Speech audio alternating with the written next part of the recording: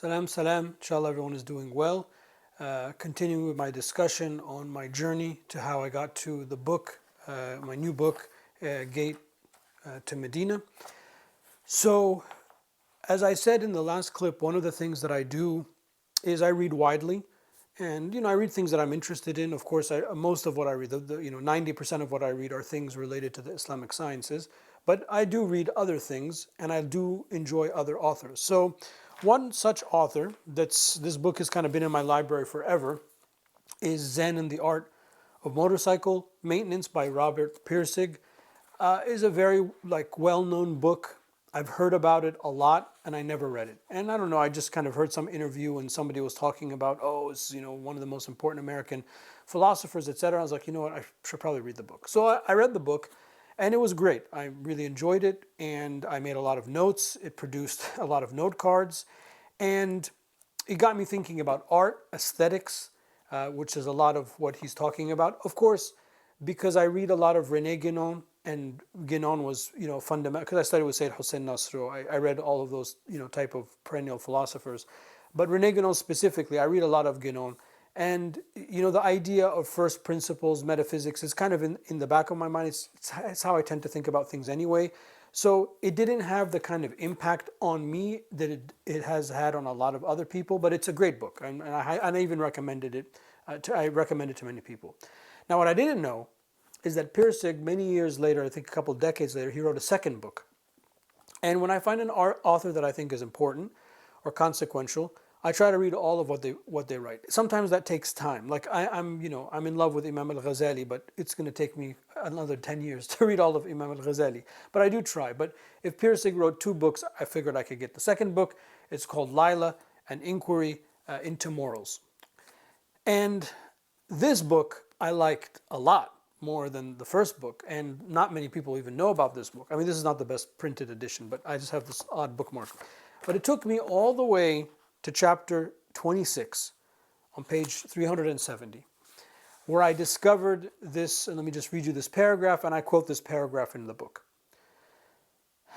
So Pirsig, he writes as if there's like a dialogue or a story between his characters. So he says, he liked the word, quote, philosophology. It was just right. It had a nice, dull, cumbersome, superfluous appearance that exactly fitted its subject matter, and he'd been using it for some time now. Philosophology is to philosophy as musicology is to music, or as art history and art appreciation are to art, or as literary criticism is to creative writing. It's a derivative, secondary field, and sometimes parasitic growth that likes to think it controls its host by analyzing and intellectualizing its host's behavior. That's the light bulb moment. I was like, we have Islamology, fake Islam. That's the category that I have been missing my whole life to kind of explain to me what are those ugly versions of Islam that I've seen around me. It's called Islamology. So, using Pirsig's kind of writing. So sometimes when you're thinking about something, or for me as a writer, as a thinker, I need like a category. I'm missing a category. I talked about Mozart in the previous clip, and I'll get back to that. But music sometimes, and the performing arts, is a way that I can help sort of translate what I'm trying to communicate. This was something that I was really, really missing. When I heard about that, I quickly punched out a couple of articles. I think I published them on my account on Medium, on the old version of the website, Making Sense of Islam. I had a couple of chapters on different forms of Islamology that end up making them into the book. But they are the academic study of Islam, fundamentalists and Salafis, the untrained, and political activists. So in the book, I identify 4 main types of Islamology. Now, those articles that I wrote after I read this article, many years ago, it was kind of like a sketch. I just wanted to get it out of my head and onto paper, and I wanted to start to talk about the idea that there are fake versions of Islam. So there was already in my mind this concept that there is this fake version of Islam, but what's the gap that exists between the fake Islam and the real Islam? What's the problem in the modern world? Like, why are we stuck, in kind of oscillating between these fake forms of Islam? Why do they always appear? Where's the real thing? So when I went to study at al-Azhar, as I said, I found the real thing. I found like a very coherent, spiritual, deep, sophisticated, academic, spiritually uplifting version of Islam that to me sounded like a symphony. It sounded perfect. It sounded beautiful. So then I started to think about gap. So the word gap kind of is in my head. And since the last video, I've tracked down my outlines, and I'm just going to give you a little, just sort of a sneak peek. So, I'll take a piece of paper. I mean, I didn't do a good job of tearing it from the top, and I'll just start jotting down ideas.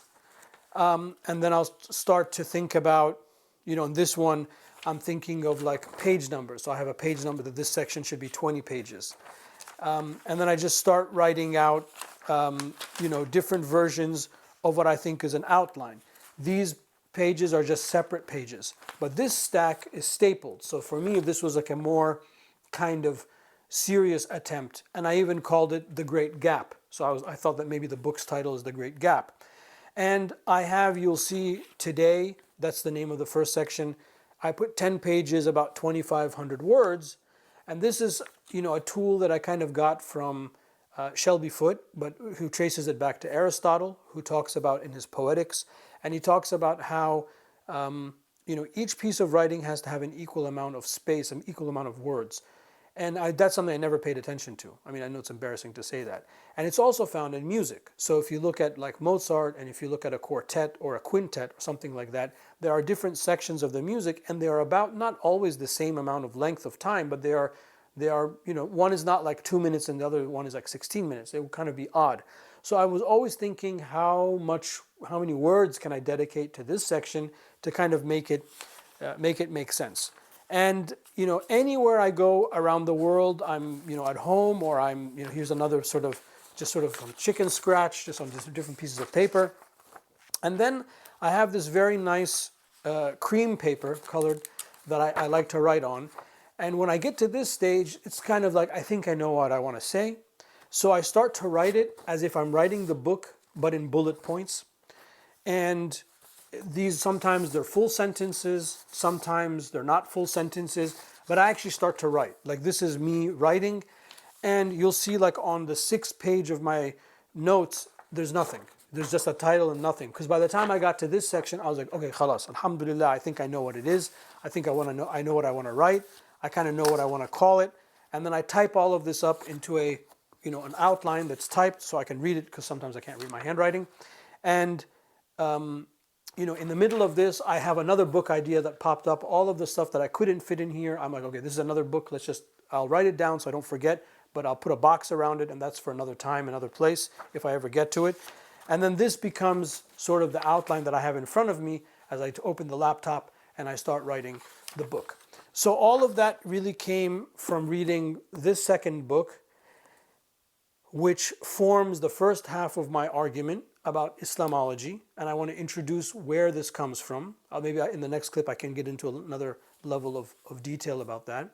But then there's a second half, which is I wanted to articulate a beautiful Islam. So to do that, I was struggling with trying to understand, how do you write about art and beauty? So one day I was just searching, what exactly is art? And of course, unbeknownst to me, Leo Tolstoy wrote a book called What is Art? So this book came up, and I was like, oh, Tolstoy, he's a pretty authoritative guy, recognized literary genius. Let me pick up this book. Now this book, while it was beneficial, it was nowhere as beneficial as this one was to me. So yes, I mean, I'm not going to argue with Tolstoy. I mean, I benefited a lot, but there are a couple of, concepts that I got from how he talks about art, how he talks about beauty, and plugging that in with my appreciation for Mozart, Shakespeare, and the American historian and novelist Shelby Foote, I started to kind of get an idea of how do I want to talk, how would you talk about art at a macro level? When I started thinking about that, I was like, well, the coherent Islam that I was taught, the coherent Islam that I try to teach, that I try to put out in this content, it is an extension of, it is art. It is the art of Islam. Not art in Islam, not Islamic art, but this is the art of Islam. For me to be able to communicate to you the sensation and the feeling that I have when I am at the seat of these masters and these ancient halls in al-Azhar and other locations in the Muslim world, and I got to hear and read these ancient texts and comment on them in modern, for the modern circumstance in a very beautiful way. How do I communicate that to you as it was communicated to me? Well, if Tolstoy is arguing that art is the communication of sensation, then that is the art of Islam. So I started to think about Islam in its most perfect expression. Is the people that do that the best, the most qualified people to do that, are for us what we call the mujtahids. They are the independent thinkers that have mastered the tools of the trades, of the different sciences, are able to go directly to the Quran and Sunnah, understand them, communicate to us what they mean and how they are applied in the here and now. So I said, oh, the artist for us is the mujtahid. So I started looking into ijtihad, and I'll get into that maybe in another clip. But the ijtihad is really, there are two doors to the mujtahid. There is the trained expertise in the discipline, but there also has to be a spiritual discipline. So the mujtahid is also a Sufi. It's also somebody who is a refined self, someone who's in control of their faculties, who has tamed themselves, has deep spiritual explanations. And that's where I kind of got to the idea. It's not two gates to the city, which was one of the original names of the book. It is one gate. It's the gate to Medina, which is personified in the person of the cousin of the Prophet, Imam Ali alayhi salam, when the Prophet said, "Ana Madinatul ilm wa Ali aliyun babuha." I am the city of knowledge and Ali is its gate, because in Imam Ali, as in many of the other companions, but most especially Imam Ali, we have those dual functions, that he was an independent master, a mujtahid, but he was also a man of deep spiritual states. And in fact, my spiritual lineage and most of the spiritual lineages of the Sufi tariqas go through Imam Ali, and from Imam Ali to the Prophet alayhi salatu wasalam. So now you can kind of see how, okay, now I got the second half of the story. The first half is the Islamology, which I kind of needed Persig to kind of give me that category of philosophology, fake philosophy, talking about it rather than doing it. We have a lot of those. That was easy. But then, like, how do I make the shift to the second half, which is how do I present the right gate, the right Islam? And that's where I use a lot of art and the concept of art and the artist. I understand that there are limitations to that. I even mentioned that in the book. There are limitations to the examples. But I mean, I think people will object to me using like Mozart, Shakespeare, and Marcel Proust, as a bridge to the mujtahid. But I'm just talking about the meta concepts or the meta qualities of those people that made their writing and made their art form so impactful even till today. If you participate in a play of Shakespeare or even read a play of Shakespeare, it will have a deep impact on you. The fact that it still has a deep impact on you means that this is a treasured piece of literature. And the mujtahid can have the same impact on an entire community, where their ijtihad or their fatwa can help guide people from the darkness into the light. So that's kind of where I came out on the project. And by the time I got to the outline, as I read for you the back blurb of the book really tells two stories. It's telling you the gap that was created by fake Islam, and then how do we mend this gap and go back to where there's no gap, and how the only way to do that is through entering the gate correctly, which is the idea of mastery, both mastery of the tools of the trade and spiritual mastery of the self. That's kind of what I'm trying to argue. So I think maybe I'm going to do one more video about my journey to the gate of Medina, and maybe in the next video I'll get into another layer of detail, and perhaps if you permit me, I'll just read you a couple of pages. Hopefully by the time I get to this next third video, the book will be corrected. I have this little problem where the cover art was not long enough, so it made like this little white thing on the bottom, so I got to correct that. I think my typesetter has corrected it. I'm waiting for the second proof, and then once that's done, I'll make it live. I'll do one more video, maybe give you a short reading, and then I'll leave you to it, inshallah. Thank you for tuning in. Look forward to meeting with you in the next couple of days to continue my journey to the gate to Medina. Be well, stay safe. Assalamu alaikum wa rahmatullah.